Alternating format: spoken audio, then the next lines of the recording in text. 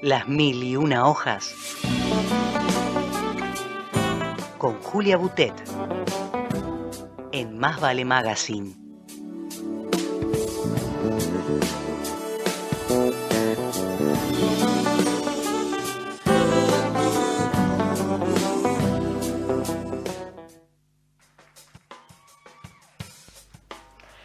¿Qué tal? Buenas noches, Julia. ¿Estás por ahí seguramente? Hola, Silvia. ¿Cómo estás? Sí, acá estoy. ¿Cómo estás, Julia? Hola, Oscar. Buenas tardes. ¿Cómo estás? Para vos. Bien, por suerte. Muy bien. Bueno. Dispuestos a escuchar este texto que cuando hoy anduve dando vueltas con la compu por él, te digo que me hizo pensar montones de cosas, me hizo pensar lo poco, al menos yo, lo poco que sé de la historia peruana. Y el incentivo para próximamente hablar del pueblo quechua, en realidad. Así que te dejamos todo esto para que nos desafnes un poco. Para hacer una aproximación a estos temas que acabas de mencionar. Sí. Bueno, Manuel Escorza nació en 1928 en Lima. Y murió muy joven, si no creo que su producción literaria seguramente hubiera sido mucho mayor de lo que en realidad lo fue, porque fue muy prolífico realmente. Y ya tiene cuestiones en su vida de esas cosas que uno dice, ¡ay, pobre! Pobre, ahora fíjense por lo que voy a decir, ¿no? Pero cómo habrá marcado también su existencia. Su primera infancia transcurrió en un manicomio, un manicomio que se llama, no sé si seguirá existiendo, Larco Herrera, en Lima, porque sus padres trabajaban en el manicomio y tenían allí un alojamiento. Claro. Ahora, claro, realmente uno dice, seguramente no debería compartir con los internados demasiado, pero bueno, uno dice, ya realmente no es un lugar alegre, uno claro. supone, ¿cierto?, No. que es así. Además tenía una salud un poquitito quebradiza de chico, sufría asma, entonces la familia se traslada a la sierra, a un pueblito que se llama Acoria, y ahí empieza su escolaridad. Años después él decía justamente que Acoria es uno de los pocos lugares en donde él sintió que era feliz. De regreso en Lima, su padre se pone a trabajar en un puesto de periódicos y esto lo relaciona a Escorza y le permite estar en contacto con la lectura, no solo me imagino con periódicos y revistas, sino también con libros seguramente. Claro. Bueno, él en este pueblito que quedaba cerca de otra localidad un poco más grande que se llama Huancayo, hizo los primeros años de secundaria y los últimos años los hizo en Lima, y aquí me llamó la atención porque los hizo en el Colegio Militar Leoncio Prado, colegio al cual asistió Mario Vargas Llosa y que es el colegio donde transcurre su novela La ciudad y los perros, que no sé si la han leído y si no la leyeron, léanla por favor, es muy buena. Manuel Escorza desde su más temprana juventud militó en el APRA y luego, ustedes saben que este movimiento, el aprismo, que tiene su nacimiento en México, sí. Luego se vuelca un poco hacia la derecha, cosa que hace que Escorza salga de él y se acerque al socialismo, digamos, una cosa así. No sé si tiene sí una participación política, es un militante este hombre realmente. Sufre el exilio en más de una oportunidad y otras veces vive afuera por decisión personal, vive también en la Argentina, vive en Uruguay, en España, en México, en Francia, en una serie de países. Como ya les acabo de decir, es un hombre que se compromete con la realidad y está muy comprometido con la realidad de su Perú, ¿no? De su país. En los años 70, la primera novela de una pentalogía que escribe, a la cual se llama en su conjunto La guerra silenciosa, son 5 novelas. La primera de estas novelas es justamente Redoble por Rancas, Ajá. que es la novela de la cual hoy voy a tratar de transmitirles algo, ¿no? Lo que relata... Discúlpame, ¿Cómo? no, una pequeña interrupción. Me quedé pensando en esto de que es un hombre comprometido, lo fue. Sí. Por lo que yo pude hoy recorrer de él y de su obra, me parece que hasta le queda corta la palabra comprometido, francamente. ¿No es cierto? No sé si vos pensás lo mismo, ¿no? Sí, pienso lo mismo. Sí, pienso lo mismo. Sí. Bueno, nada, un pequeño comentario. Además es un hombre que ha generado y sigue generando dentro de la intelectualidad peruana una serie de debates interesantísimos. Voy a tratar también muy someramente de ponerlos, de contarles hoy, por si a alguien le interesa ahondar en este tema, sobre su obra. No es una obra que ha pasado desapercibida, tiene muchos adeptos y tiene gente contraria. Claro. Digamos, ha desarrollado un pensamiento que ha tenido no pasa mucho desapercibido, eco. digamos. No, de ninguna manera. Esta novela, que como les contaba es la primera de esta pentalogía, se publica por primera vez en 1970 y narra los sucesos que acontecen en la década del 60 en los Andes centrales del Perú, y cuenta la resistencia heroica realmente de cientos de campesinos que durante cientos de años fueron invisibilizados por la historia oficial peruana y americana, que sí, claro, creo que tiene algo que ver con lo que estuvo hablando Nora hace un rato, ¿cierto?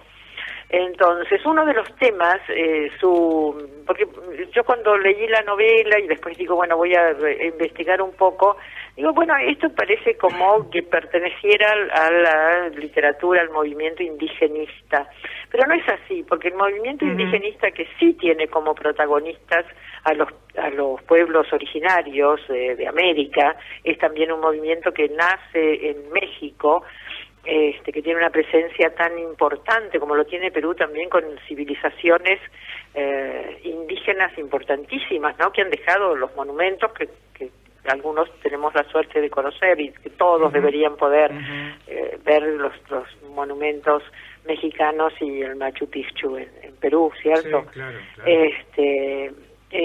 Bueno, entonces decía, no es realmente indigenismo a donde se catalogaba como desde el principio, donde se hizo una descripción realmente dicotómica, como dicen algunos estudiosos de Scorza, de lo que eran las culturas andinas, a donde se contraponía, por ejemplo, los costeños versus los andinos. Claro, después había oposiciones étnicas también, blancos versus indios. Claro. Después los que hablaban castellano contra los que hablaban quechua. Sí, lo que pasa en Bolivia también, ¿no? En Bolivia pasa lo mismo, claro. Exactamente. Y acá en su forma también. Oscar, en América toda. Y hay una mirada eurocentrista que se cree, esa gente se cree superior a la gente, bueno, en fin. Y eso quería mencionar, claro, y que sigue existiendo, porque también si hacemos referencia al sistema económico,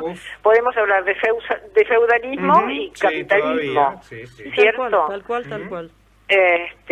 Bueno, esto por un lado, y después por otro lado tiene una cuestión muy interesante también, que es bastante complicada, por eso no quiero traerla mucho, además voy a ser sincera, no sé hasta qué punto puedo comprenderla bien, a donde hace hace un parangón muy interesante. Después voy a tratar a ver si tengo tiempo de leerles algunos párrafos, a donde compara la gesta libertadora de Simón Bolívar con los desmanes producidos por los gendarmes modernos de la década de 1960, cuando se desarrollaban estos acontecimientos de la novela de Redoble por Rancas, que sucede en este pueblito llamado Rancas, justamente, que queda muy cerca de donde se desarrolla la batalla de Junín.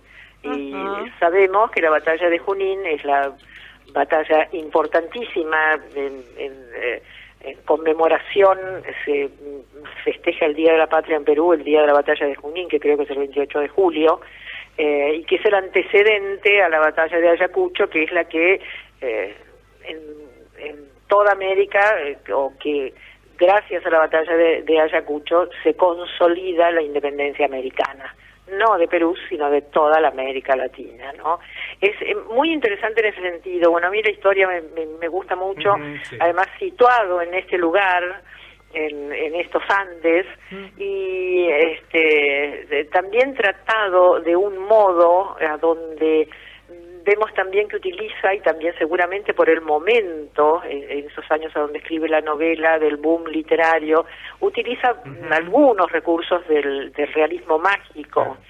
Sí, esto, por ejemplo, esto cortito, ¿no? Esto del fantasma que cuenta lo que pasó. Digo, no quiero contar mucho, no la leí, no, claro. Pero hay cositas que encontré por ahí que son muy atractivas. Muy atractivos. Después, cómo empieza...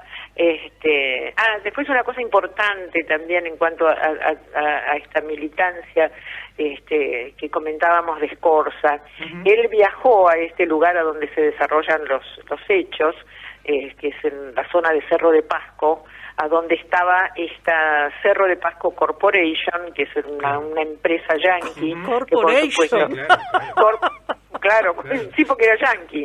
Cerro de Pasco Corporation. La combinación, Cerro de Pasco con Corporation. Claro, a donde, se quedaba con todo, con la anuencia de los llamados gamorales, que eran los peruanos, entre ellos el juez, que era un abogado, el juez Montenegro, fatales, ¿no? Una cosa de terror. Entonces, Scorza viaja a este lugar y al principio piensa en hacer una crónica, un relato histórico, pero entonces en una entrevista dice que decide hacer una novela, porque para mí, dice, los libros son un recurso de apelación. Cuando en América Latina se pierden todas las instancias, por ejemplo, cuando en un combate humano un gobierno masacra a todo un pueblo, entonces queda la posibilidad de escribir un libro, y el libro reabre el debate. La rebelión de los comuneros de Cerro de Pasco, una de los miles de rebeliones que recorren clandestinamente nuestra historia continental, hubiera desaparecido en el olvido. Al aparecer Redoble por Rancas, reabre el debate, eso es cierto. Y el presidente de ese momento, en 1970, que era el famoso general Velasco Alvarado, presidente de Perú, libera a Héctor Chacón, que es el personaje principal de este libro, que es un personaje real, que está luego ficcionalizado en el libro, lo libera luego de que ha estado 11 años en prisión, algo así. Fíjense ustedes cómo sí realmente la aparición de este libro hace que hasta el mismo presidente del país tome esta decisión, ¿no?, de liberar a este preso. Julia, este libro es una novela. Es una novela. Es una novela y por lo tanto es un relato de ficción. Es de ficción, pero tiene personajes reales. Pero tiene personajes reales. Claro. Sí. Y algunos hasta con su mismo nombre, como Héctor Chacón. Claro. El nictálope, que también es una cosa simbólica. Un nictálope es un ser que ve mejor en la oscuridad que con luz. Él es Héctor Chacón, el nictálope.